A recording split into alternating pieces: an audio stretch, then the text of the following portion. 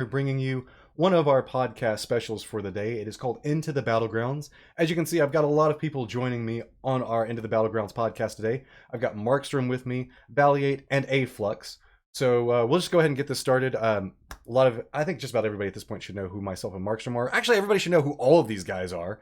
But I'm one of the casters for PUBG Online. I do a lot of the events additionally with Markstrom. So we'll just pass it right over to Markstrom. Tell us a little bit about yourself, man.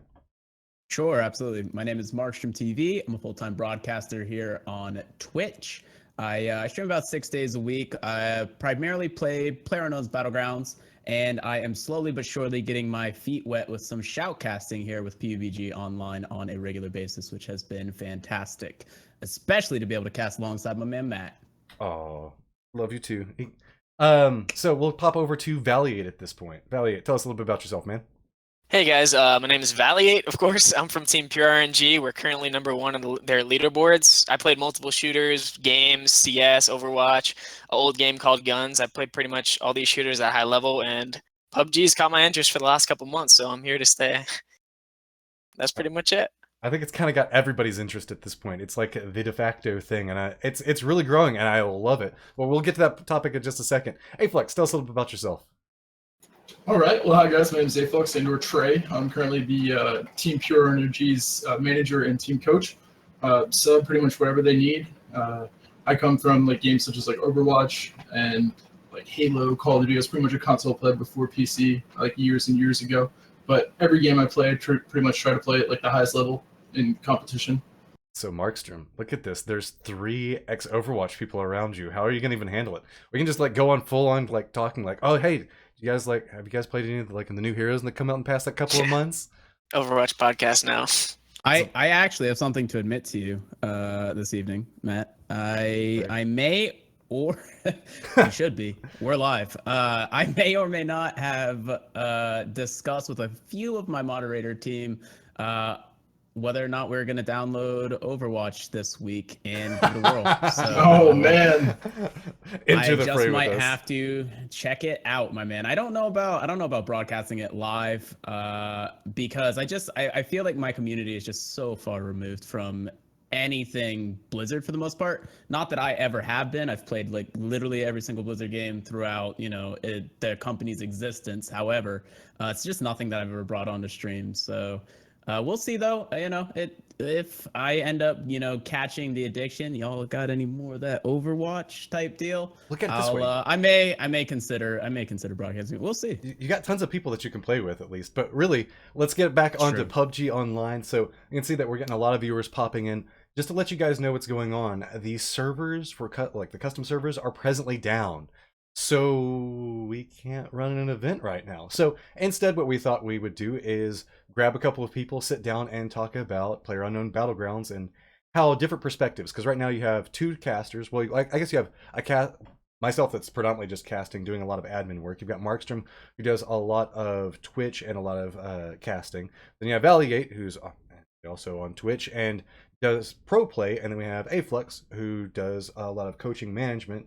And so we can kind of get all of the different perspectives inside of this, so that way we can talk about how PUBG is growing as an esport, different opinions on things that are coming down the road. We won't take up too much of your time tonight, but at least it's something that maybe satiate a little bit of your PUBG that you might want for this evening. So let's just go ahead and start with the most recent thing that's happened, and let's talk about the DreamHack event. I know, Valiate, you have you came out of that feeling pretty good, I'm willing to bet. So what was your experience like playing in a LAN style event? I know it wasn't a true LAN because we were still using online servers for it, but actually getting down and getting that experience of playing in an environment with all these people around you. I've been to a few LANs before, but I've never been to a DreamHack, so it was pretty cool. Obviously, there's like the BYOC section, so there's a couple people playing different games, and you don't really know who's playing in the PUBG event. But there was actually, it's funny because you get to see people's reactions after, let's say, you take out a squad, so like, okay, those guys are like just based off a reaction, like that. When we were testing the servers, there was like 2 guys sitting next to me, and they were doing the duos tournament. I didn't know, and me and Tuna popped over a hill. And I quick scoped 2 of them with the and they just looked at each other like, and I was like, at the end, I was like, you guys were the guys that got right? They're like, yeah, was that you? It was just funny to see the reaction over everything. So it's pretty cool. The environment's cool. And obviously it's it's a different aspect because sound is huge in this game, and when you're in a LAN environment and crowds are cheering, it's a different game. So the music going on in the background, a lot of distractions that become a factor in there, specifically given the fact that there's going to be like essentially 100 people all sitting around each other for a LAN style event like this. There's going to be people coming and going, everybody getting mad like, oh my god, Valiant killed me, I can't believe it. Pull your attention away for just a second. You're not going to talk about the fact that you won? Yeah, we won the event.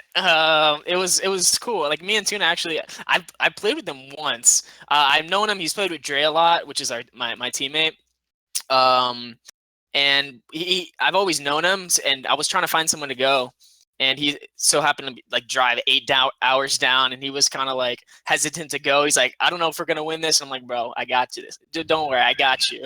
And then we went, and then of course our rivals was Profi and Venerated, which is an insane duo. So we went down there, and it was just an amazing event. Like the scene, obviously, even after PUBG, you could go around, look at everything. It was dope to win. It was Tuna's first time being to a LAN, so he was super hyped. And of course, the way that it ended, like at the last game when we killed Profi and them, and they got like 18th or 14th place. Yeah. They were driving by in the buggy, and you can see Profi like once he got shot, you can like aim down sights when you're in the back of a buggy, and it'll turn your character around so it hits the pan instead of hitting their actual body. So I'm like, once I saw them doing that, I'm like, this is them. Like we have to kill them now, and we just pushed them. It was awesome. I was curious about like how the comms in that went, because I know you guys were pretty close on points. And what was weird was they actually came up to you guys. I don't know if you had a chance to go back and watch the VOD. They were the group that came up and jumped out in that last game and took both of those boats away from you guys and went back over to Military Base Island. So you guys had that skirmish with them, right? Like, because I remember that Tuna Can came down and chased them for a second, but then the next circle came up, and they had to take the boat and come back by you guys again. So you guys actually brushed by each other once. They made it through, and then they came back and dropped right next to you guys in the exact same place that you guys had that skirmish, and then that's where you guys got the kill. Yeah, we saw it. It's hard to shoot people out of boats, so we saw. I mean, I had no clue it was them until you said that, and then once I saw them in the buggy, and I saw one of the players. I didn't. It was either Venerated or Profi. It was Profi, but at the time I'm like, okay, any player that's doing that, it's them. So after that, we were just like, our eyes lit up, and we're like, whatever happens, we're brawling them. Even if we lose, like this is the brawl that's gonna happen now.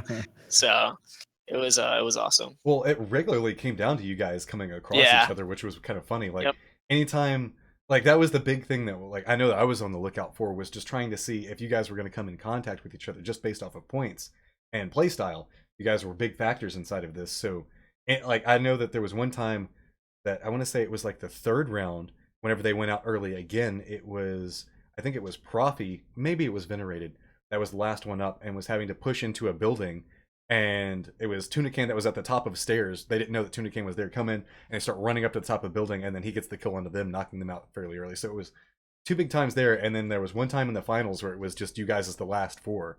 So well done to our PUBG Online people for definitely showing up at DreamHack on a repeated basis. So that leads into one of the big topics of conversation that I wanted to move to, which was that was a duo event instead of a full squad event. So I was kind of curious in getting everybody's opinion on what you guys felt were like, how did it feel differently? What's your opinions on duos versus squads as PUBG progresses? Do you think that there's going to be 2 different environments? Like, just what's your in general viewpoint on duos versus squads? I guess we'll start with Aflux. So you haven't talked much. Throwing you on the spot. No problem. I was actually going to interject on your like from a spectator point of view, like watching the DreamHack, the second to last match when it was actually the number 1 team, number 2 team, number 3 team. They were the last 3 teams that were together. It was a school ending, and unfortunately, it was Venerated Profi that came out on top, and then I believe they took either 3rd or 4th that round. But that was the first time that I've ever in all of PUBG seen the circle completely close all the way around, to where they were just standing there waiting for everyone to just completely tick down of health. It was pretty intense. I liked it a lot. That school fight ending was ridiculous. Yeah. Just the multi-tiers inside of it and the different options. I still wish that we saw, I think it was Krieger, one of the guys that was coming into land that had that M24. I really wish that he came around that corner and just started spraying with it at some point. But it was really interesting to see the different options that people had going through. Markstrom, what's your opinion on kind of how the differences between stuff? Yeah, I would say for the most part, I think squad is a little bit more casual. Only because you have literally half the interactions that you typically would in a duos match, just based on, the dynamics of 4 players versus 2. In addition to that, you also have like 4 players up on top of each other, and that allows for a lot more real estate to be able to be held down by a single team at one point without the risk of like other teams necessarily being super close proximity to one another. When you have duos, like you have to try and carve out your little piece of land, like we always talk about, as far as like, okay, this is where we're going to be able to loot, and you have to be twice as much on the lookout for other players around you. I also just think that with a squad dynamic, it's a lot less forgiving. There's a lot less room for tactics movement between players when fights break out, for the most part, because you have 4 players just opening up on a single target, and that makes it incredibly difficult for that person to respond intelligently at that point. When there are 2 players, just that duo dynamic of the second person being able to spot, throw cover fire, throw a smoke, maybe try and help them out, and it's not as okay. Because once you get to the professional scene, these players are incredible talents as far as shooters are concerned. If you have 4 people opening up on a single target, that person better go down instantly. You know what I mean? Oh, so yeah. I find that, a few of those reasons why I find duos to kind of be more of the niche competitive version of the game. And then of course, that's aside from the fact that everyone just likes to jump into squads with their friends, right? And so that kind of creates less of a serious environment as well. Well, I think that there's also a factor in that we were talking about with the opening up with 4 people. There's also the risk that comes in with only having 2 people. Markstrom, you and I hit on this a little bit during our cast, that whenever you only have 2 people, if one person gets down, you have to full commit to rezzing that other person. You don't have anybody that's covering you, so you end up with a lot more times where you have to go, sorry bro, I can't do anything with you, and you kind of have to abandon them, or you have to kill the entirety of the other squad yourself in order to get the res off. And so that can become extremely influential on how you choose to take fights. That's a very good point. Yeah, Valiant, what's your opinion on it? As far as duos and squads, well, I barely played squads. I played, like, when I first came into the game, I didn't really know anybody because, like I said, I came from Overwatch. This is my first Battle Royale game, so I didn't really know anybody. I got, like, top 10 solos. Then I went to squads. And obviously, I never really touched on duos. Solos, I guess, they're all different regards. Like, I think there is room for duos and squads. I do think squads is the move. Just because I just think it plays the game so well. Like, whenever you're taking, like, the game is based off movement and terrain, and with 4 people, you can, like, to hold the hill. It's just the way that the map is designed, and obviously we're going to be getting more maps, but it's just designed for consistency-wise 4 players. So you can hold the hill, everyone can hold an angle. You're not constantly swapping around. You can, like if you're taking a compound, usually compounds are set up where it's like 2 buildings have eyes on each other. So if you're getting hit, right, you can have crossfire between 2 buildings. As far as duos goes, I like it. It's my first time actually competitively with the tournament, but I do like it. Obviously, there's different aspects, like normal compounds that you hit in squads that are, like, quote unquote, called the God compounds. Mm-hmm. Like, people are like, okay, let's hit God compound in Pachinki. It's not the God compound in duos because you can't split up buildings. Because if you split up buildings, it is good as far as, like, you taking out a team, because let's say you hold the stairs, the other guy on the outside, if they're forced outside, you can crossfire. But if a player goes down in the other building, you have to cross into the open to get to them, and it's just not worth it. So I do like duos. As far as the gameplay goes, the gameplay is completely different. Like, for instance, squads, it's like you loot up. Obviously, it takes a little longer to loot in squads because you're looting 4 people, grabbing extra stuff. Then you pretty much coordinate a hit. Depending on the circle, you either coordinate a very heavy hit on a compound that you think is the best, or you kind of play the edge until you realize, like, this is where we need to go. And in duos, I heard you guys in the podcast previously, you're like, oh, there's more engagements. It is engagements. Like, you have to take compounds. You can't be playing the edges, because in duos, there's too many people. There's 50 teams of 2.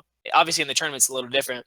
A little less team because of the server stability, but there's 50 teams of 2. So there's just teams spread out everywhere. If you're playing the edge, there's most likely other people playing the edge with you. So you have to hit a compound.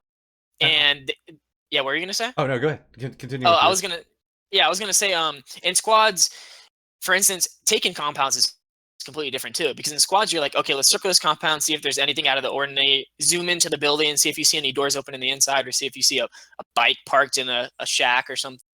Mm-hmm. In duos, you're circling a compound, not to circle the compound and spot what's in the compound. You're circling it to make sure that there aren't other squads who have eyes on the compound. Because if you're going to hit the compound, in duos, there's so many teams that if you're hitting and you're for some reason forced to sit on the outside of the compound for 30 seconds, you need to make sure that the surrounding area is clear. Because there's too many people in the game. So I like it. It's a completely different game, in my opinion, but it is very fun. There's a lot more engagements because you're forced to.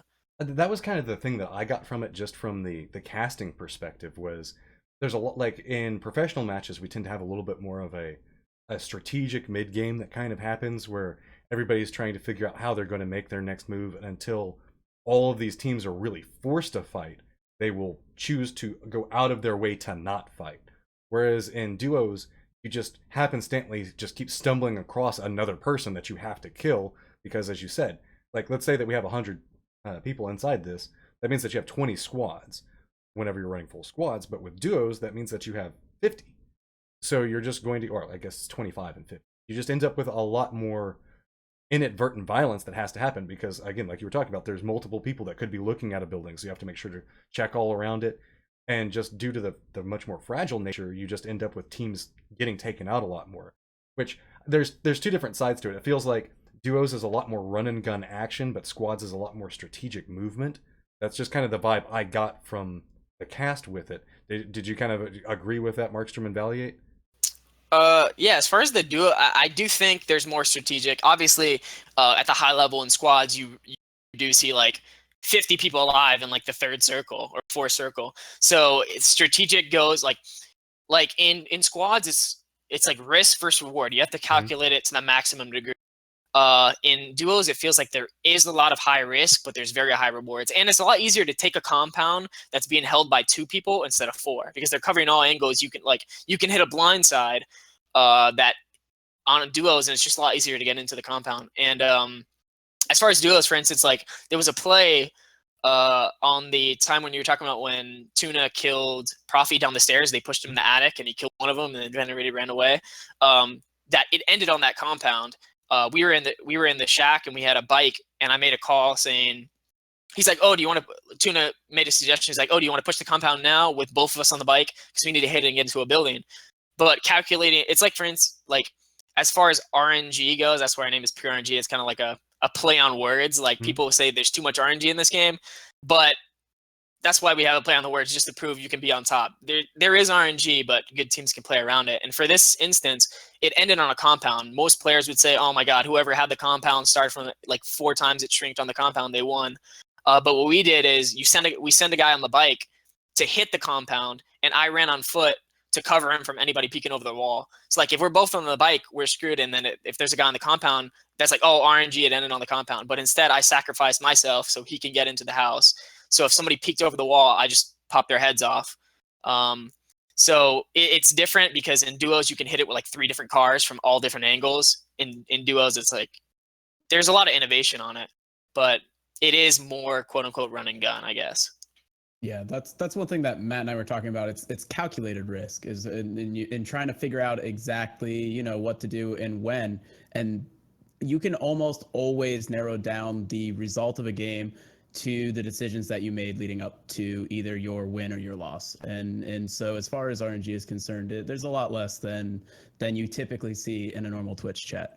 Aside from that, I think when you were discussing, the amount of tactics involved between duo versus squad, I find that it's all about when the actual tactics come into play, right? It's all about the timing, because in squad you start from the very beginning, like it's very tactical, like you said, there are god compounds. You're thinking about, okay, so this is the flight trajectory, this is where we can get to, these are the ideal compounds, this is how we're going to maneuver into the circle. And yeah, those things still exist in duos, but it's way more important in squads just because you have 4 people to get geared up, right? So the the strategy really is very much so in the early and the middle game. Towards the end of the game, where you have, like 50 plus people alive in the third or fourth circle, it's very, very easy, I feel like, to potentially get pinched by multiple teams at one point. And it's at that point kind of like, I wouldn't say the strategy goes out the window, but that is when it's time to just like absolutely rely on your shooting and your call outs more than anything else. I feel like the amount of strategy that's involved with duos is a little bit spread out throughout the entirety of the match, because you're making those decisions while you're engaging the entire time. So it's just a little bit different in that regard. So there's a topic that was brought up quite a while. We're going to do a little bit of a gear shift now. Hey, Flex, man, it's coming at you. Right. It's the question. First-person servers are coming. How much are they going to impact the professional scene? Do you think that everybody's going to stick with the third person, or do you think that first person could be just like entirely changed to how PUBG could be played and might make it more strategic? What's your insight on how first person is going to affect PUBG? All right, so like in my honest opinion, I think the only way that first person really has the following that it does is because PlayerUnknown himself obviously prefers first person. You have a lot of people that influence the scene, such as Break and the TSM people. They all prefer first person. Cloud9 has already agreed that they all prefer first person. And the only other thing is the Curse Trials tournament that was just maybe last month or so had over 65,000 viewers, I believe, and that could just be because it's called Curse. But that obviously sparked a lot of, like, I want to say, interest in first person versus third person. I myself prefer third person, and this is my second Battle Royale game coming from H1Z1, and there really isn't any real comparison between H1Z1 and this, except for the fact that they're Battle Royale games. Obviously, everyone is going to want PUBG to be at the same esports level in 1 to 2 years that H1Z1 is, such as the $250,000 tournaments, $300,000 tournaments, and such like that. It's not going to happen right now. They're way too focused on, getting the next 2 maps out, perfecting the game, doing everything that they're focused on first. So like it's not inconceivable to think that in 3 to 6 to 9 months that there's probably going to be a bigger dive into esports. But right now, I feel, and I'm sure other people also feel, they're just not quite ready for it. I can see that your boy Dre actually threw in a great comment. He's just like, everyone prefers first person until it makes everyone camp even harder. And I could definitely see that being an impact. I like, to be honest, as a caster, it doesn't directly affect like myself too much, because I'm just like an eye in the sky 9 times out of 10. But I can see how, like, I know that a lot of games can come down to that third person, like everybody looking back and forth at each other. Like, I've casted several games that whenever it comes down to that last circle and everybody's like having to compress to that last point, usually it's because both teams know where the other person is and they're just using the third person to just kind of like, okay, I can't step out. So they're neither one of them are really stepping out.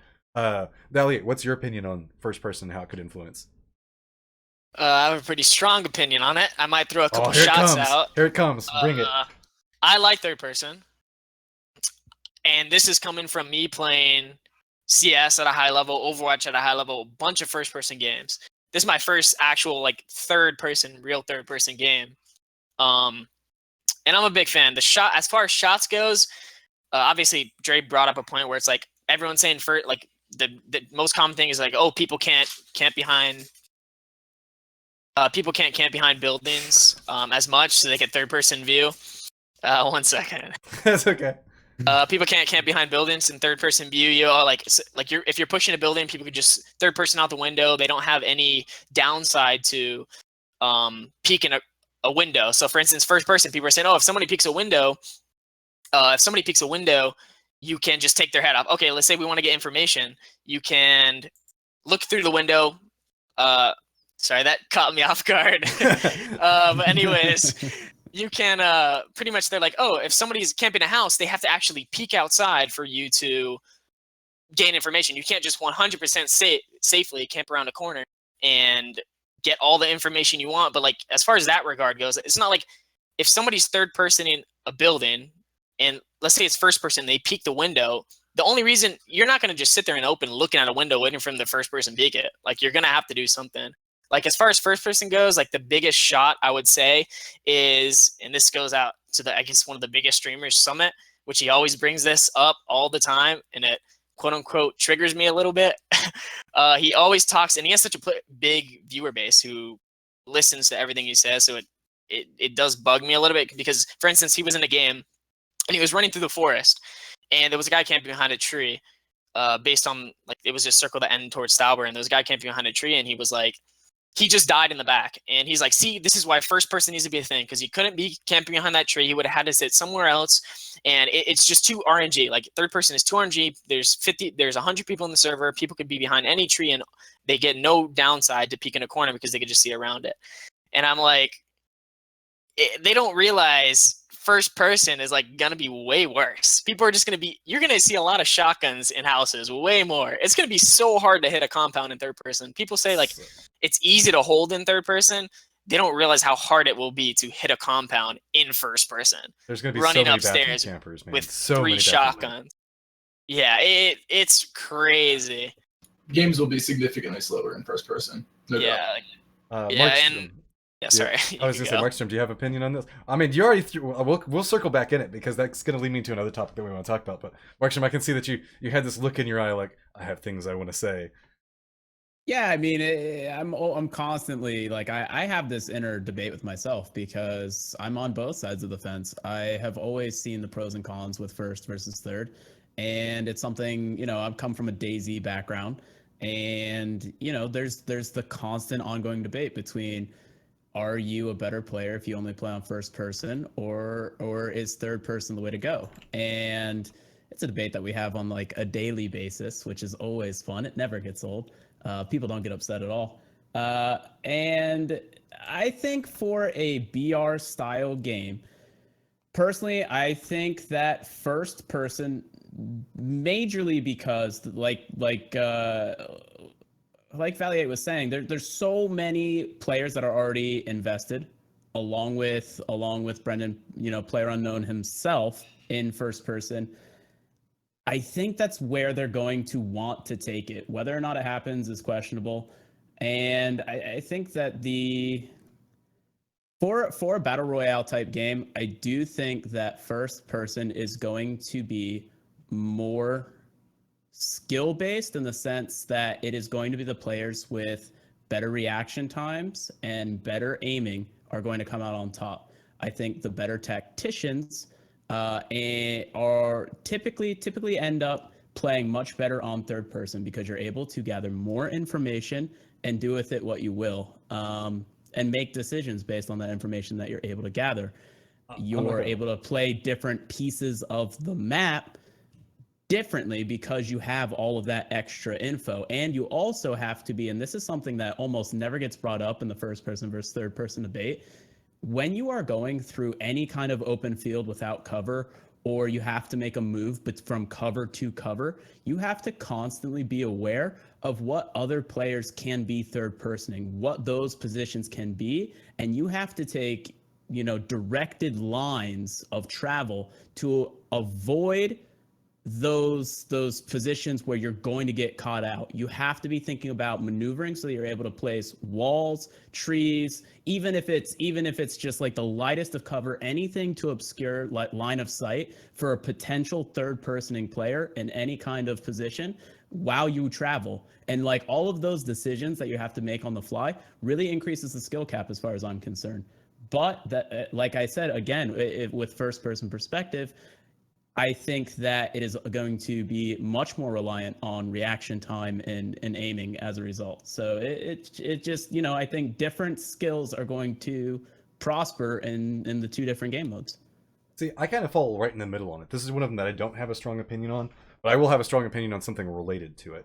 Like, if everybody is playing in the same environment, we regularly see a lot of people blame something on something else, and that's what I've noticed is the most notorious thing inside of PUBG, and it's the most tilting, can't say cuss words, damn thing on anything for PUBG right now. Like my most hated thing is how everybody's like, oh, everything's RNG in PUBG. It can't be esports. It's RNG. Whenever I landed, I went to go to one building and I picked up a revolver and the other guy got a shotgun. Hey, did PUBG make you land right next to that other person? No, you made the choice to land next to that other person, go for that gun and try to go for a fight. You could have pulled off. No, I'm sorry, PUBG isn't too RNG. Your decision making is too RNG. Usually 9 times out of 10 what ends up being a factor with it.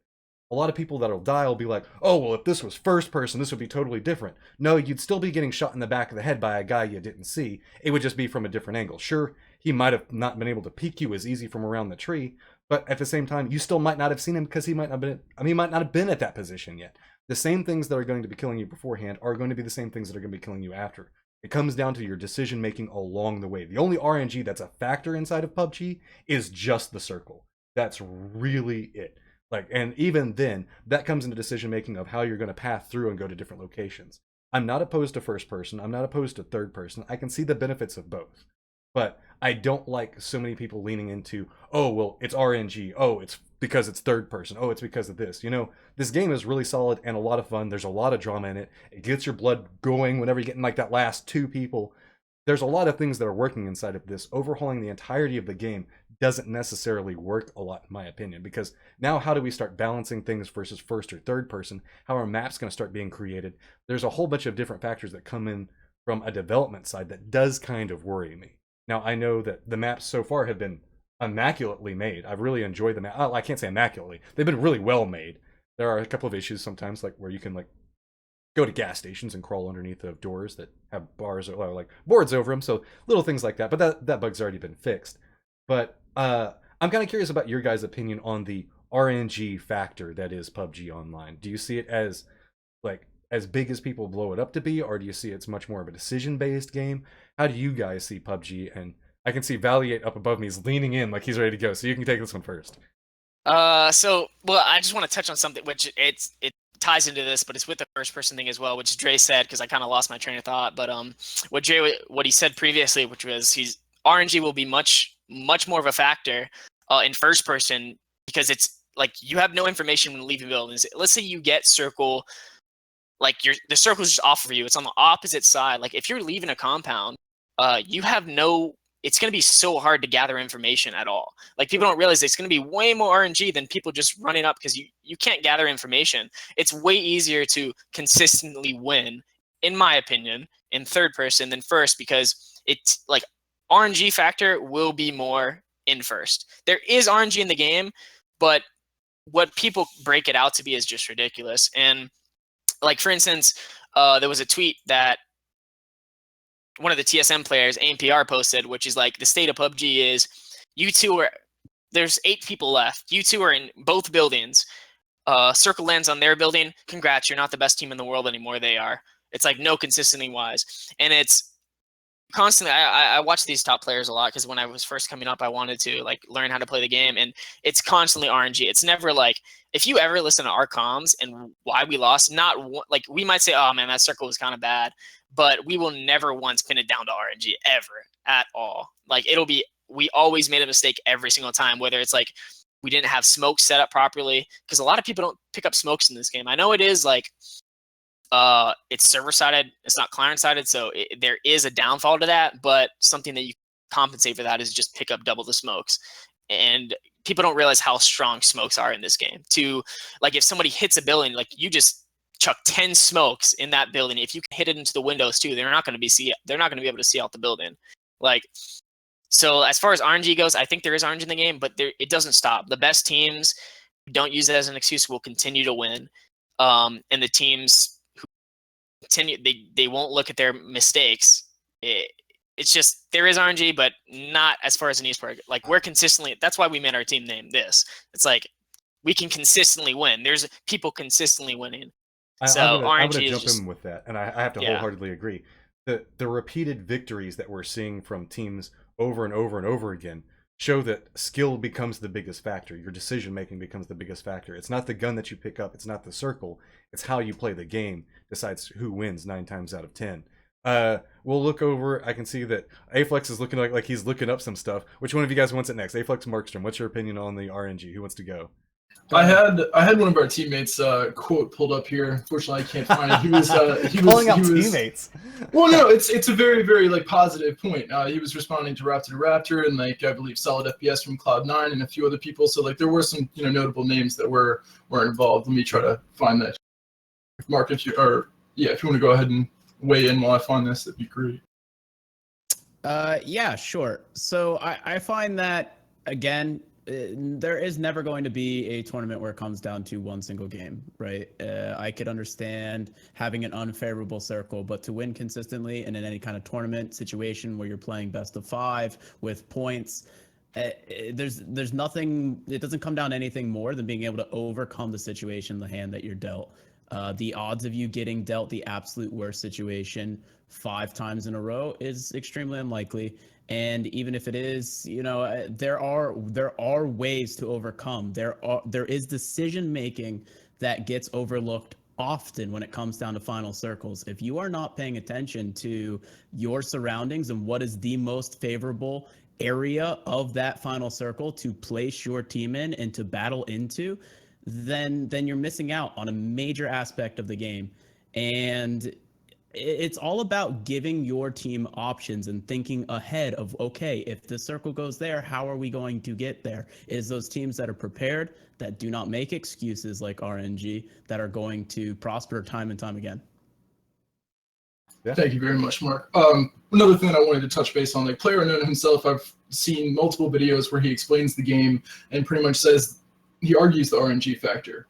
Every single person is given the same exact cards. It's your decision on what to do. As far as like if you want to push circle quickly, if you guys want to camp circle and like kind of push out and around you and set up, it's like you guys are all saying, it's completely decision based. So whichever team obviously makes the right decisions, you could win with 0 or 1 kill if you make your right decisions and place yourself properly. I've seen it time and time again. There's a handful of top 100 players in this game from Season 1 and Season 2 that hardly even hold a 1-to-1 KD ratio, and that's just because they're simply, like you said previously, Mark, tacticians.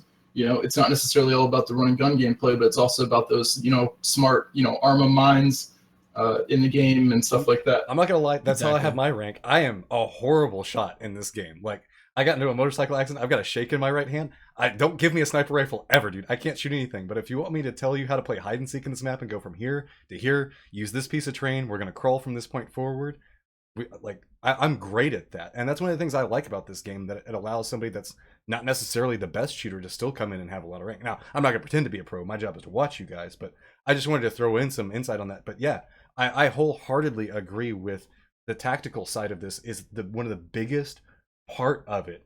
And is at the end of, did you want to go any further in depth on that? I know you were looking up a quote or something. Yes, I did find the quote, and I also want to step in and say, this game, just like any other game, it's unbelievably important to have a shot caller or a team captain. And I'm not trying to put Valiant on the spot here, but that is exactly what he is to us. He is without a doubt one of the best in-game leaders in North America for this and Overwatch, and he's proven that time and time again.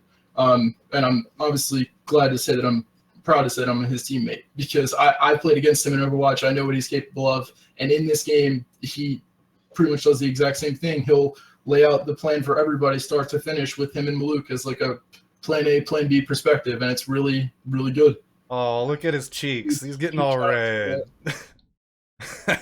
Got to give credit where credit's due. So, I mean, like for teams that do not utilize shot callers or don't necessarily have plans, or just kind of run in without a game plan or a chicken with their head cut off, like I have worked with teams previously prior to Pure RNG, not going to name names, where they might not be focused until a minute or so into the plane, and everyone else has already got their spot planned out, or they're talking about what they want for dinner. So there's definitely just a level of dedication and professionalism and mindset that you need to definitely be a top tier team and a consistent team in this game, without a doubt.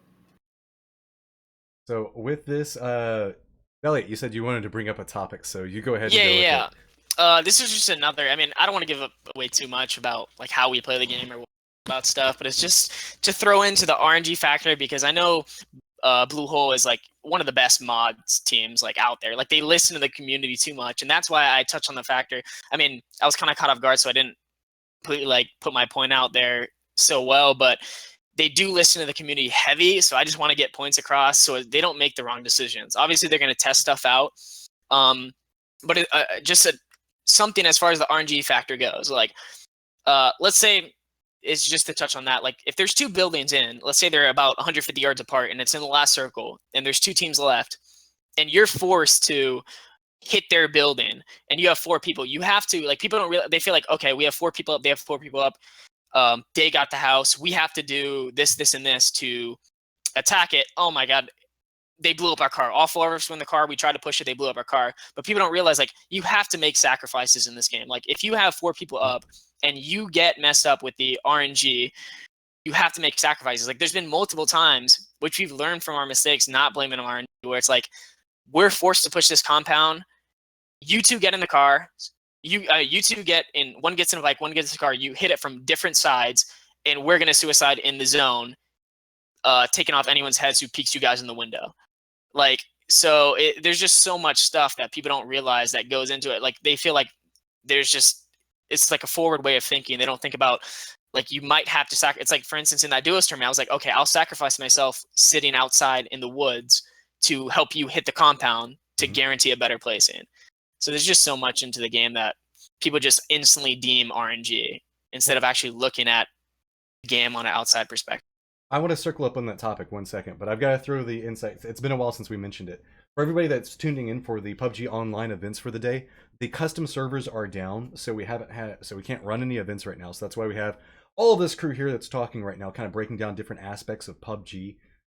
Naturally, we do matches on Mondays, Tuesdays, and Wednesdays at this time spot for NA, and then an EU earlier in the afternoon. Additionally, there's also this podcast that normally happens on Sundays, but because of the custom server thing, we're going ahead and doing it a little bit early to have everybody talk.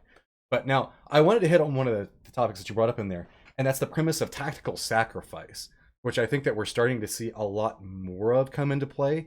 Like, sometimes, like, specifically earlier, you saw people really, really come in and try to, like, save their teammate no matter what, because they were like, if we have 4, we'll win.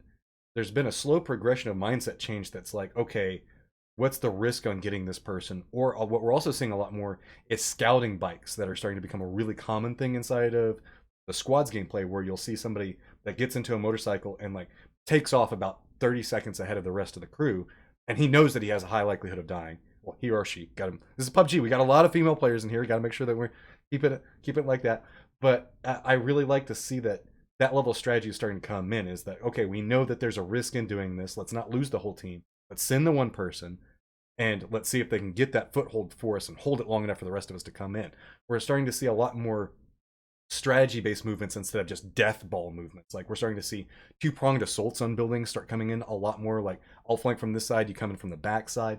We're starting to see that, like, tactical level with every single week go up and up and up, and it's just a real beauty to behold. I absolutely love it. So, like, I'm gonna throw out something to you guys. What are some more things that you think that might be on the horizon? Like, I think that we might actually start seeing roles assigned start coming in a lot more. I know we have a very loose role assigning system right now, but you'll probably start to see, like, people that are going to start predominantly being snipers, people that are going to start predominantly being, like, the breacher positions, like the guys that are good with the grenades and the Uzis and stuff like that. So there'll be a lot of stuff like that coming in.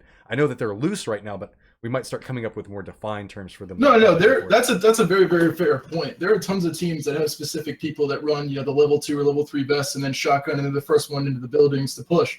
That's very, very good to bring up. A lot of people don't know that, if you have a tier 3 helmet, you're going to want to give that to your sniper because he's the hardest one peeking. He's going to be the one that's going to be taking the most damage or susceptible to damage, sitting or standing still rather. So, I mean, that is very, very good point, Matt. Good job. So, like, what else do you guys see that could be coming down the pipeline as we move through this, as it's growing into more and more stabilized of an esports and more tactical stuff coming in? I do see. I mean, as far as rules go, obviously right now it's kind of up in the air. The biggest thing that I do think there will be rules. I think the biggest determining factor defining, like, what specific people are going to be rules will be when custom servers actually are more abundant and people can actually test out stuff with their team, like breach a building, who can hit the flashbangs better and stuff like that. And you could actually be like, okay, I'm really good at this. This is going to be your role. When we're hitting a building, you can practice doing, like, scrimmages, hitting buildings from different angles. The team, like, for instance, if you're the guy that throws grenades and stuff, we're going to put you in this car because it's going to hit the side of the building that we need grenades thrown from.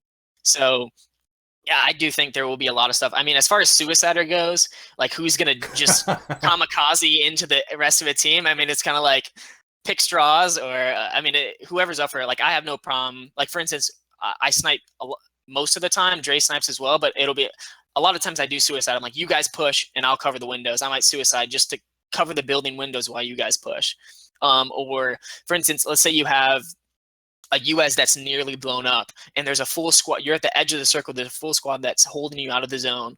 It's another thing you could do where your entire team, I mean, it's another strat that I'll just throw out there, is like your entire team throws smokes on the hill so they don't have eyes on where your team is, and you have the guy in the low US pretty much go the opposite direction. So they think you just throw smokes to get in the US, and all their directions flanked on the guy that's gonna, I mean, he knows he's gonna die, and you guys push up through the smokes and pretty much wipe them while they think they're gonna get a team wipe on the US. So as far as the kamikaze guy goes, I mean, okay, buddy, you're it. It's your time. But that's my role. That's my role. I already know. Like I told you, I have bad aim. My job is to get the gun that sprays the most and walk in first. Baiting teammates is definitely a thing. It's in CS in other games. It's 100% a thing. Yeah. And as sad as it sounds, there is set drivers. Yeah, there has to be rough drivers. I may have noticed that as we've gone through this. Like I've been like, this person's always the one driving. So who's the really, really shitty driver on their team? Yeah. There's a lot of people that it's like, you get your hands off that wheel, I'm gonna take you out myself. Like, so there's a lot of stuff between that too, which is pretty fun. Yeah, it'll be interesting to see how these teams continue to develop when these games involve potentially 100 players, right? It's not like you can have these 5v5 scrims that you see in CS where you can test out different things. You have scrim partners, right? This team, we have good relationship with this team, so we set scrims for this and this time. It's going to be very hard to develop these kinds of things, and honestly, it's going to take an even more amount of dedication, I think, to really force yourself into playing enough games against good enough competition on a regular basis, because it's going to have to be much more scheduled and regulated because there's going to be so many more teams involved. Yeah, absolutely. That's why we as a team try to play in every single and any event, no matter what it is, whether it's North American, European. We try first person, third person, no matter what it is. The more experience we get, and the more that we can add to our like sponsor deck, so to say, the better. Especially with the good placements. So now we've kind of progressed across a couple of different paths and we've gone through here. Now we know that there's a couple of things that are coming down the pipeline. We've talked about first person. We talked about different maps.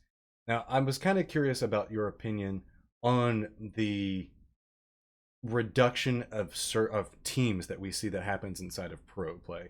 Like right now, usually most events tend to run with 18 to 20 teams instead of the full 25. So that way everybody has like somewhere that they can land at, and also takes a little bit of stress off of the server. Although I'm going to put that in quotations because the devs say specifically that does not happen. That is the same server as if you play single. They do say that. So I mean, I can't account one way or the other. I'm not a player. Again, I'm always the eye in the sky.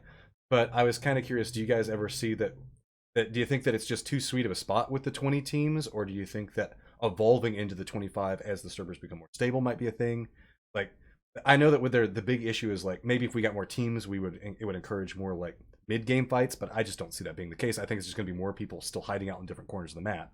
But so I can see that I don't necessarily know what we're going to see as the servers become more stable and more teams are willing to come in and push it to 25. If we're going to see a big meta shift, or if it's just keeping that 20 teams will make a better meta for an esport. What are your guys' opinions on this? As far as the meta shift goes, 5 more, like playing with 18, sometimes 20, depending on like how many you get in per server, how many people join up. But 5 more teams will, I personally think, just 5 to 6 more teams will shift the meta completely. Like, I do think it's, as an esport, it's good as a viewership. I mean, you see kind of more brawls, but I think, like, for instance, let's say you do have people are like, okay, let's say you have 25 teams. They're like, there's more people. People are going to have to hit cities.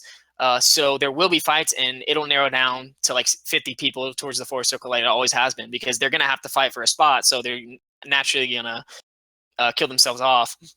But like you touched before, is a lot of people are playing the scout factor. One guy goes on a scout bike, so one guy might die, but that team's still going to be alive. So everyone's you're just going to see, like, it's going to be like, you look at the Earth from space and you see satellites just surrounding the Earth, and that's how it's going to be. Just people in a field, just prone, like everyone's going to be right next to each other. I do think 18, 20 teams is good. Server, obviously, I haven't played it. Server stability was the main reason we dropped down, but I like the way it is now. I just think 25 people at the highest level of the game is just too many. All right, guys. Apparently, I know we've been hitting a lot of hot button topics as we pushed in here. We've hit a hot enough topic that one of the runners for PUBG Online, one of the admins, Bransta, wants to come in and throw in his opinion in a second. I don't have a cam for him, so he's just entering in here with Discord. So Bransta is now coming in. He's been requested by chat to have this conversation, so we're gonna have him come in and toss in his 2 cents. Bransta, are you in here with us? I am. What's up, guys? What's going on, man? Howdy. All right, Bransta. So your opinion on this teams and the player count situation? All right. So, I mean, obviously, this is a humongous debate between players, the devs, like everyone. Like, no one knows exactly where the sweet spot is, and I think each map is going to have a different sweet spot because I think the biggest thing right now is to minimize that RNG factor because right now if we did 25 teams, 4 or 5 teams landing a Pachinki would be more happen more often, right? So that makes it down to who gets the gun first, and to basically limit that, I think you limit the teams. You've seen other battle royale games that play on a competitive level or try to do competitive matches, limit the teams so that RNG factor disappears. But when you're doing that, you also lose that early game fighting. So I think each map you're going to have to, and hopefully the devs take this in consideration when they're releasing new maps and stuff like that as well, is having enough cities for most of the teams to go to, but still having that crossover where you're forcing 2 or 3 teams to join in on the other teams. So that way you get the origin of battle royale, which is that early game or that a slight RNG, but you take away the majority of the RNG. So that gives us the early game fights and all that fun stuff for the viewership and all you guys in Twitch chat, and the casters not to have to figure out what to talk about. But all right, yeah, so I think we're with you. It's a set meta on map. So now then, before we have to kick Bransta out of here, does anybody have any opinions that differentiate from that or firmly encourage it? I agree with him completely. And a big thing that I would say about that, I mean, this goes back to a lot of the top teams, like TSM, for instance. They haven't played in any tournaments besides like maybe ANPR played in the duels tournament in Sweden. Cloud9 has been coming into the scene, and they're open arms. Like we've talked, like players have talked to them in their chats, and they recognize people, and they're open about their mistakes. I do see that they blame RNG a little bit, but they're obviously like Sweater. I think he has a good mindset as far as as far as RNG's place in the game. And obviously these players play squads a lot. Like TSM, for instance, I'll mainly pick them. I do see a lot of them blame RNG on a case of winning, like TSM ANPR has blamed RNG. And until he plays these games, he won't realize I feel like they'll be blaming RNG like a lot because they're playing in squad games where normally if you get into the 4th circle, there's like 30 players left, like 20 players left, and they're still blaming RNG. If you get into these games and there's 20 teams, there's 50 people left, 60 people left in the last circle. So I just want to see what happens when they join these games. And as far as if you up it to 25, it's just going to be crazy. It's going to be wild. I think it's in a good spot right now. Hey, Flex, Markstrom, your opinion on it? I'm definitely going to have to agree with both of them. Just like Bransta kind of touched on, there is definitely going to be a sweet spot for how many players or how many teams are going to be what's best on each map. Like, for example, this one right now, I think 16, 18, 20 max is absolutely perfect. But once they make this new desert map without water circles, thank God. Shout outs to that. I'm glad to see somebody else shares in my wear of seeing people just floating in the water with their heads I'm all for strategy, but if you make second place swimming 90% of the game, I have lost all respect for you. I think they should just add submarines in the game, honestly. Yeah, pretty much. Why not? I mean, we're getting the jet ski supposedly here soon, so yeah. That just means more water more soon. Markstrom, any opinion on the number of teams? Yeah, I mean, I think that at a certain point, the game and the meta is going to develop to the point where all these guys are just so proficient at what they do and what their strategies are and how they execute them that it wouldn't hurt to maybe have another team or 2 to keep things interesting, because that meta has to evolve. It has to be, pushed just like it is in any other esport.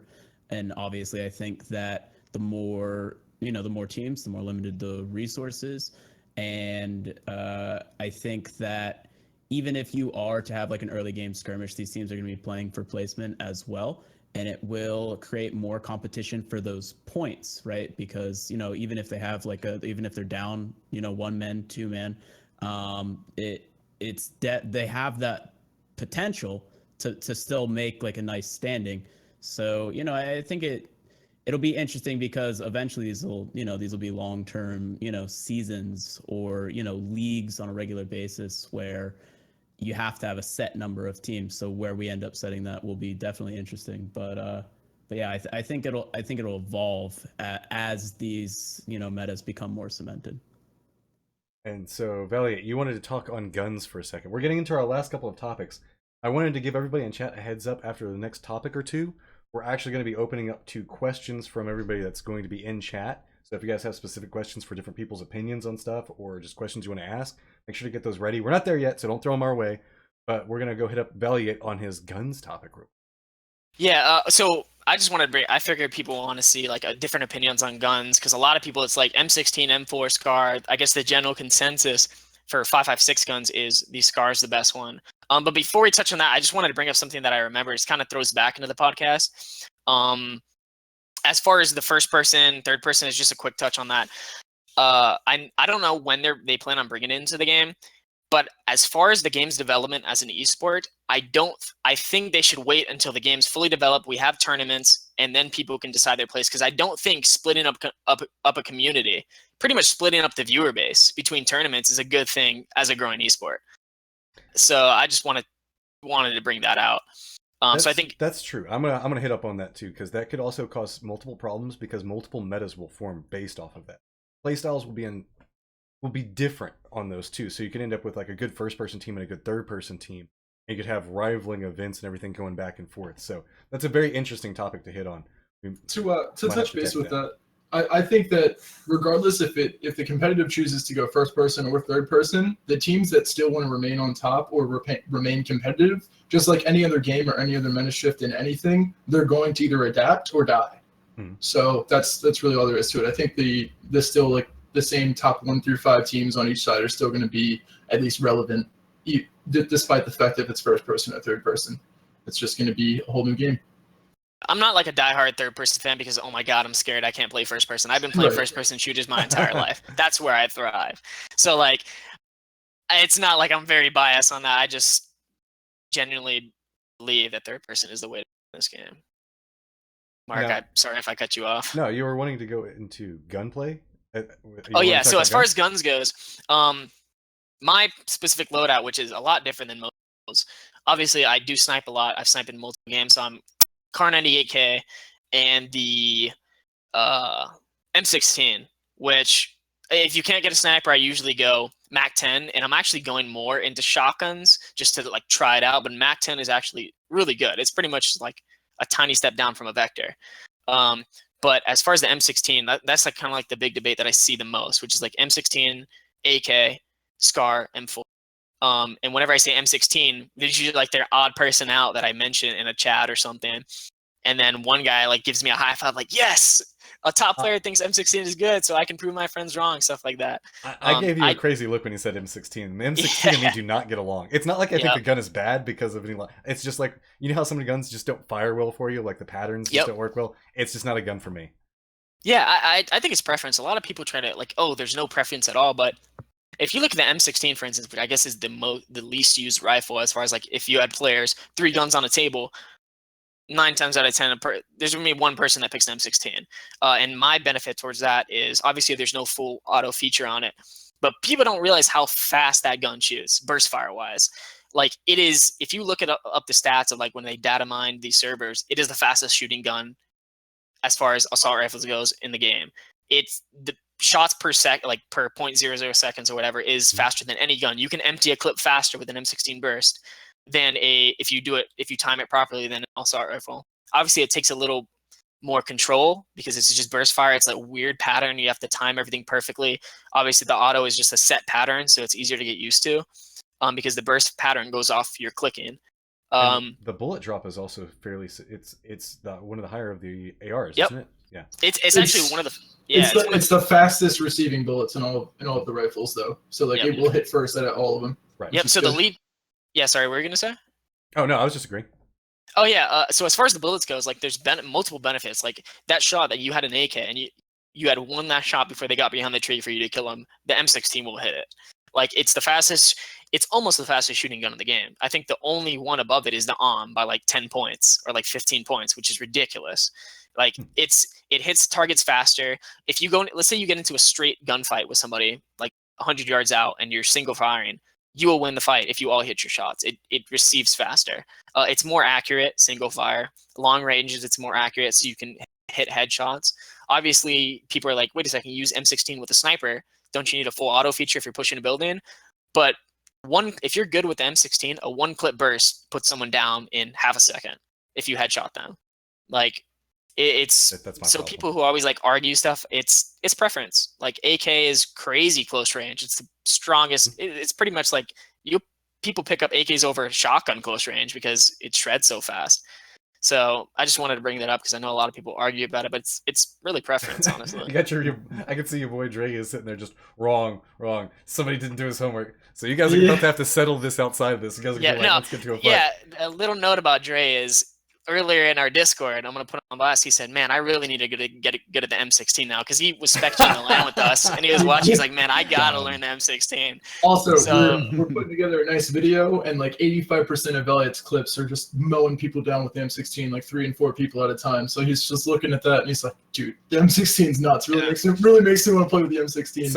So everybody knows that I'm an AK lover, so I'm that guy. Mark, where are you falling on this? I definitely in the camp that's all preference. It depends on your skills as a shooter. I definitely think it's important to look at, statistics like bullet reception speed and stuff like that, especially if you're playing on a squad consistently and you are running a sniper, you tag that first shot. If one of your teammates is not there to throw those follow-up shots, that's not a headshot. You are going to be able to do it with the M16 and a 4X every single time. You're going to be able to finish that kill. And as far as, not having a fully automatic weapon, it's a moot point because you're going to have that entry fragger for your team for a building or a complex or whatever. You're not going to be the guy who's going first if you're the sniper on your team. It's as simple as that. So, but personally, I really enjoy having a fully automatic 5.56 weapon and a sniper. Whether it's the SCAR or the M4, I think the SCAR's spray pattern is a little bit more consistent. But every now and again, you get these M4 sprays that are just so tight, and you're just like, where did that even come from? I don't find them consistent enough to really feel great about it, though. One gun that is the absolute most reliable, real deal Holyfield weapon out there is the M16. Every shot you feel good about. So I definitely understand where he's coming from with that. Except for me, like I like take the M16. I'll like walk back and I'll be like, do I take this pistol or do I take the M16? Like, if I'll like sometimes just walk by. There's something about like the aim pattern is just like, no, get it away from me over there. Although Bransta calls us all idiots through chat. He doesn't actually call us idiots, but he says that obviously the pan is the best weapon, so we're all wrong. Yeah, the pan is the best weapon. You find a pan, you win. That's all there is to it. And I guess for you, the M16 would be equivalent to. I mean, this is a gun that I honestly forgot existed into the game until you said that is the VSS. Like, it's pretty much the VSS. Like, for you, it'd be like, do I pick this pistol up with the VSS? I will not pick up a VSS because if it is in my secondary, some moment I might think about using it. And it's just, I'd rather drop it because it will get me killed if I use it. I've got a funny story with the VSS. I hate the VSS. It's like, I probably, like, imminent hit, and that and the M16 kind of rank together for me. But my most beautiful kill ever came with the VSS one time. Like, I was on the out, like, I was playing duos, my friend died, I was coming on the outside of it, and I didn't have, like, any, like, I had a Car 98 and a VSS, because we had, like, crap for loot that game. I just couldn't find anything. And so I was using it, I set it on full auto, and I was going to use it like essentially a submachine gun that it is. And I was just, like, this vehicle chem was flying out of the blue. Apparently they'd been out there for a while, so I was just like, and I was, like, going to go snipe them, but it forgot that it was in burst, like, the full auto mode, pulled the trigger and just like tore apart their entire team because they were so low life, and then they instantly fell down. So if anybody's, it's like no part of skill or it being a good gun. It's like, oh, these guys had like 10% life left, and I just was like, and it like killed them. So that's your job, VSS. They might as well just put like if you tag somebody with it, it's like a paintball splat. It's basically a paintball gun. Yeah, I feel like fists would do more damage. Like if you...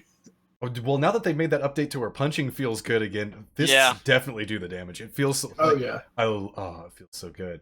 All right, so we're sitting here and we're getting close to the end of this. So I'm gonna say, does anybody have any last topics we go before we push it over to chat, and if they have any questions? Not right now. Later, I'll probably, man, I should have asked that, but hopefully somebody in chat brings it up. So yeah, I'm good.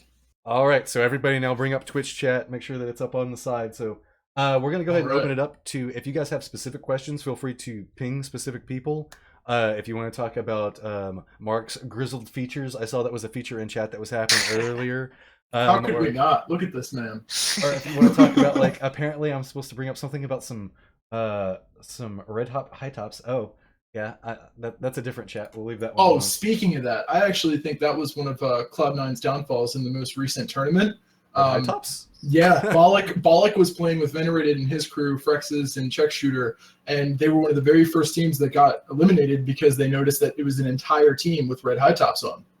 So they immediately know that that's Cloud9 because they're like $500 a piece. Like not to like throw shade or anything like that, but like everyone on that team has red high tops. And the meta right now is don't wear shoes, but they're flashy.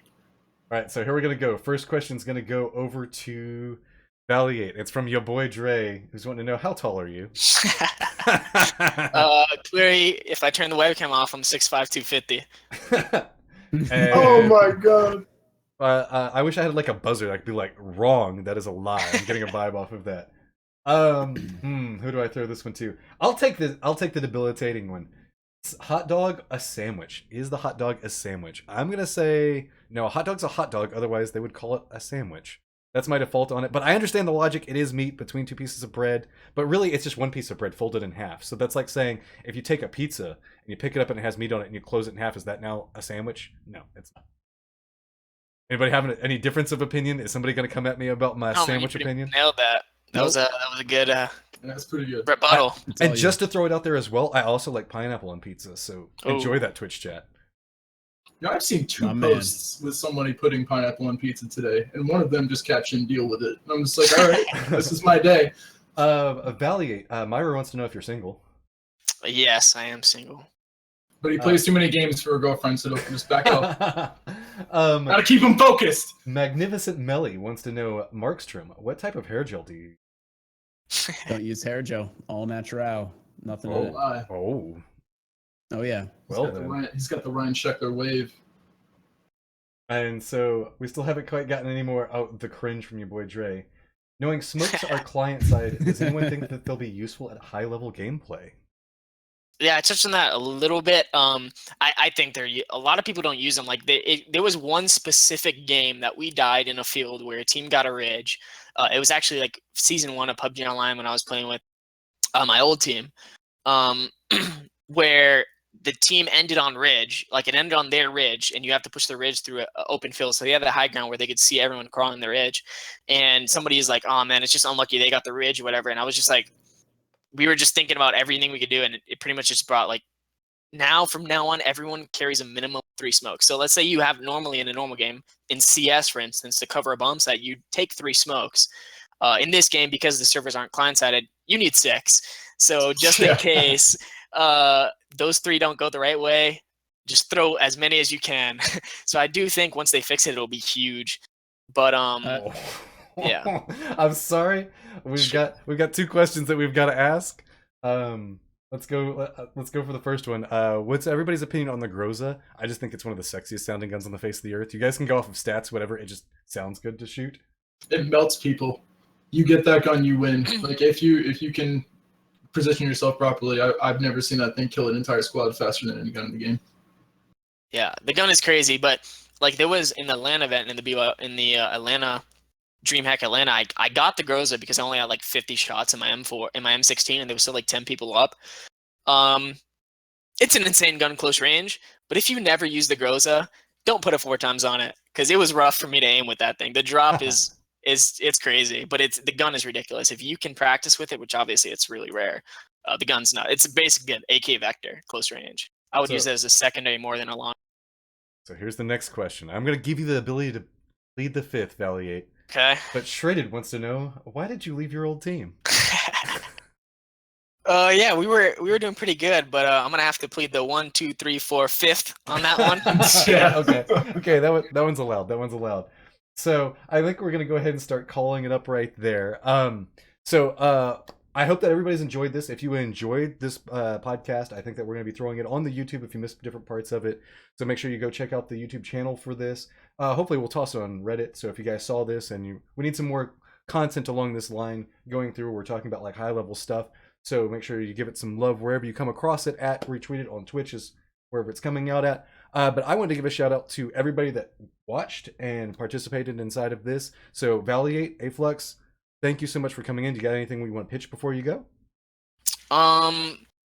I guess the only thing would be a shameless plug would be, I guess, on our team. That's like my job to do shameless plugs. Shameless plugs. So I guess on our team Twitter, which is Team Pure NG, we just started up, so there's like no followers. But we're gonna be doing a PUBG giveaway today or tomorrow. We're gonna be giving it up. So we're giving somebody an extra copy, whether they want to give it to a friend who can't play the game, or if they want to use it as a Smurf just to test out stuff, so they don't affect their actual stats. So that'd be pretty much it. It's just Team Pure NG Twitter, and other than that, thank you guys for having us. I love listening to podcasts, and it's my first time being a part of one, so it was cool. Well, hopefully you'll come back for more. It all depends on if chat likes you. Flex, you got anything to say? Yes, thank you guys so very much for having us. Myra's asking me for the Twitter for the team right now to link.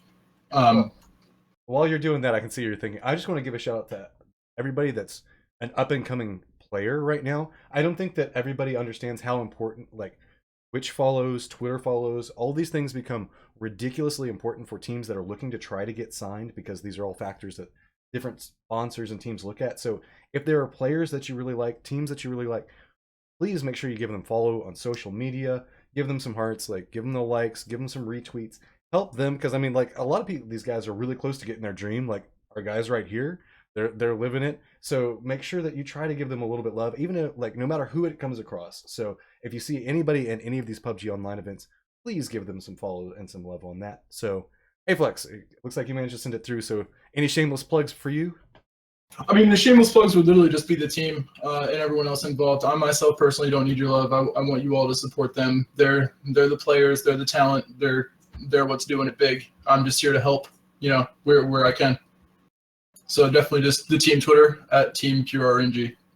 All right, now it's your turn, Markstrom. What you got to sell out? Well, first and foremost, I would definitely like to shout PUBG Online. We have open registration 2 days a week, and we would love to see more and more competition out there to potentially make your way into the Monday night feature that we would have had this evening. So definitely hit up the website for that, pubgonline.com. Other than that, I myself am a full-time Twitch broadcaster. I play nothing but PUBG Online, or PUBG for the most part, and we also do custom games all the time. If you enjoy me, if you enjoy my shoutcasting, definitely swing on by. We love to fill up those lobbies and have a wonderful time. We do all kinds of game modes. One of the more particular game modes that we like to do that I don't see out there is a 1.5 to 1.8 speed circle. We switch it up with 3x loot. So if you are looking to work on your aim and some of those mechanics that you don't usually get to really, focus on throughout a regular matchmaking type experience, if you're just looking to get good at the game and shooting and testing different weapons that you may not always get to pick up, that's a great way to do so. So stop on by. Yep. Yeah. Awesome. Something I forgot is just slipped my mind because we were conversation would be it would be a huge shout out to PUBG Online, because coming from different backgrounds, like as far as Overwatch goes, you guys are basically the go-to gamers of PUBG. Like, you started the scene, you're building the pro players, allowing the scene to develop, the meta to develop, players to reach a higher potential, because normally they wouldn't be playing against 18 of the top teams in one server. So like I've gotten way better playing these games than just playing random matchmaking. And I encourage like other players, whether they're scared, like they don't feel they're going to win, just playing in a tournament environment, you're going to get better way faster playing against these players or watching positions. So I just I appreciate that, because it opens up players for us to actually reach out to teams, show accomplishments against other top teams. So thank you guys for that. Yeah, I completely agree. It absolutely spaced on me, unfortunately. But PUBG Online, you guys have been absolutely like exponential, start to finish. From 4 months ago to now, or 5 months ago, whatever it may be, you guys have just been every single move that you guys could make to make it in the right direction. It has been, and it's been absolutely incredible to be a part of. And we genuinely appreciate you guys letting us be a part of that. As Valley kind of just touched on, you really only get better by playing people that are better than yourself. If you constantly keep practicing the same thing over and over again, you're gonna peak. You're gonna practice bad habits. So competing in things like this against top teams or newer teams or established teams, whatever it may be, it's only gonna make you better. So you guys definitely jump on in. Well, see, I don't you guys took all of my stuff that I was supposed to sell out. Like that's supposed to be my job as to sell out. My bad. So now, I just got to sell out Valley8's dad and Aflux's dog. Thanks for showing up as well. I'm sorry. Your dog's been hanging out in the background. It's super cute. But naturally, feel free to give me a follow on Twitter. It's right down there. Don't follow my Twitch. One day I will potentially stream, but right now all I can do is essentially watch matches, cast matches, and then every once in a while, I don't know, maybe watch some Netflix. That's my life right now. God, that dog is cute. I'm gonna have to. Well, mine ran away from it now. I don't even know what it is. I was sold an Australian Shepherd and a boxer, but it's clearly a pit. But he's adorable. It's a bear. But with this, we're gonna have to close it out. So on behalf of everybody on PUBG, I do hope that you guys enjoyed. Remember, we will be having events every Monday, Tuesday, and Wednesday. Servers provided. There are going to be North American side and EU sides. If you want more information, please hit !Discord. Join the Discord, sign up. It's a great community. Also, make sure you check out PUBGonline.com. That's how you can sign up, stay up to date with all the news on who's getting signed, who's doing well in the ratings. You check out rankings for yourself on there as well. And so with this, also one last note, if you did like this podcast, every single Sunday, I think that we've, just off of this one, we've already lined up a couple of more guests for the next one. So if you guys enjoyed, make sure you tune in next Sunday as well. So with this, you guys have a good night, and we will see you hopefully tomorrow for EU.